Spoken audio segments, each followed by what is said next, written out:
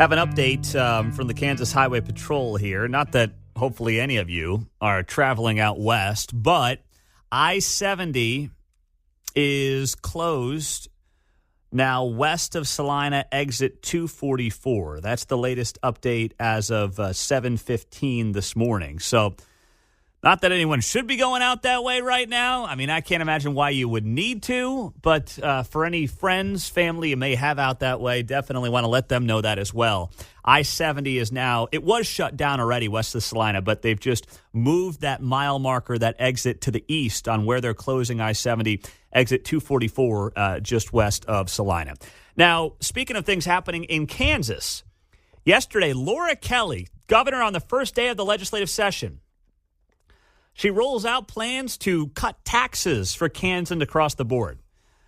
Here's the rundown of what Laura Kelly wants to do. Exempt the first $100,000 in state property taxes for all Kansas homeowners. Social Security taxes. Kansas, one of a few states that still taxes Social Security income, wants to eliminate that. Increase the standard deductions for Kansans. Axe the tax on groceries, diapers, and feminine hygiene products by April of this year instead of April of 2025. Double the child and dependent care tax credit and have a back-to-school holiday, 4-day tax-free holiday in August to remove sales taxes on clothing, school supplies, computer software, computers, and computer supplies. Dave Trabert with the Kansas Policy Institute joins us on KCMO. Dave, didn't see that one coming. What's your reaction to it from Governor Kelly? Well, I'd say that it's a smart political move, but it's definitely not a tax proposal that is going to improve the state's economy. It helps individuals to small degrees, but it's not focused on improving the economy. To do that, you need to bring down the rates. Let me give you an example. Guess how much money you would save in income tax, Pete, under her plan? You tell me.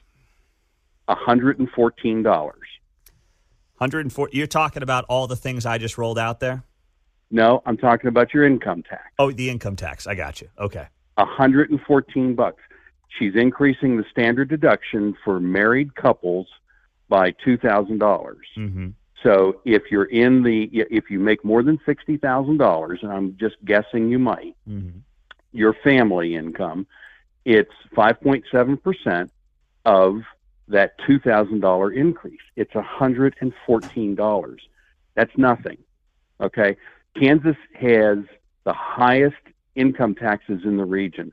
We're at a 5.7% marginal rate on income over $30,000 for individuals and $60,000 for families. Other states around us are below 5%, and Laura Kelly wants to keep that.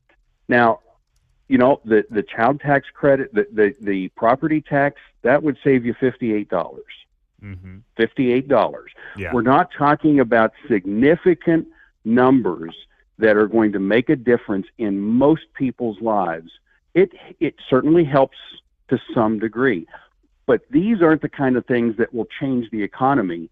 And we're in our fifth straight decade of economic stagnation. We are getting less and less competitive all the time as everyone around us reduces rates. Laura Kelly's proposal would only make that worse. Her idea is rather, let's give $1 billion to Panasonic. Let's give big handouts to a few people, and then we'll call that economic development. If you want to help the state and help taxpayers, you reduce rates. Now, it could be a flat tax, or it could be reducing each of the three rates, or at least the top two rates in our three-tiered system. And so I think what the Republicans ought to do is test her sincerity. Come back with, okay, let's do that. We have plenty of money because we have $4.5 billion in surplus. So what she wants to do is a $300 million cut, and we need to see the numbers on that to verify it, but she wants to do $300 million a year. We could double that. We could at least get it up to $500 million. So you're saying let's do all these things that she's proposed. I mean, the Social Security tax. Republicans proposed that last year, and as I recall, she vetoed something with a Social Security income tax cut in it, just basically eliminating that tax.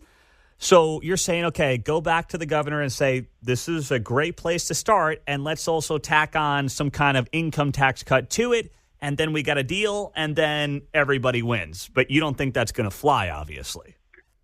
I don't think so, because her objection to the flat rate is she wants progressive rates. She basically wants to punish people. The more you make, the more she wants to tax you. That's her political hang-up. And that's all it is. It's a political philosophy. It's if you want to help the economy, she's sacrificing the state's economy for a political gain of we're going to punish people who make the most. What about that's not helping the state? What about if she said, okay, I still want a progressive tax system when it comes to income in Kansas, but the top rate will come down to under 5%, your targeted goal, and will slowly decrease the progressive tax rate from there. Do you think Republicans should be open to that, or do you think they should stand firm on a flat tax and only a flat tax? I'm a proponent of not letting the perfect get in the way of the good. And so, yeah, I would come back with, if nothing else, to test her sincerity, come back with, okay, we'll bring the top rate from 5.7 to 5.15. We'll bring the middle rate, which is 5.25, to maybe 4.95, and leave the bottom rate at 3%. Mm-hmm. And let's run the numbers on it. Let's see what that does. I mean, we already ran an economic analysis of the plan that she vetoed last year. 4 years in, Kansas still had a $4.5 billion surplus. So that one could have gone much farther. So I'd say, yeah, come back. Let's not get – now, the flat tax is better. Yeah. It is much better than a progressive system.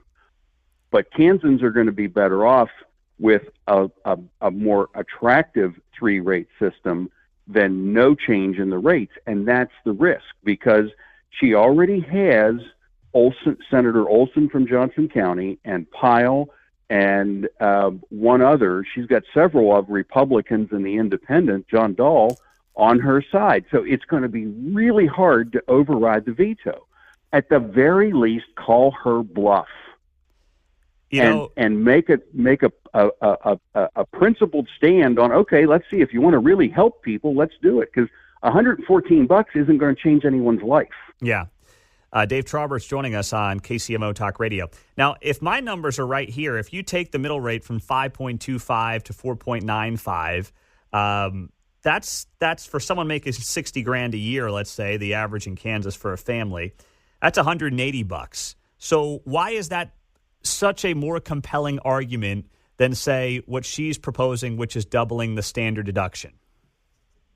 Well, it's not just that, because you would get that and the standard deduction change. Mm-hmm. Mm-hmm. Because so now you're up to at least $300. Yeah. Okay. If you're at that middle rate, if you're at the top rate, you get a little bit more, and it's okay.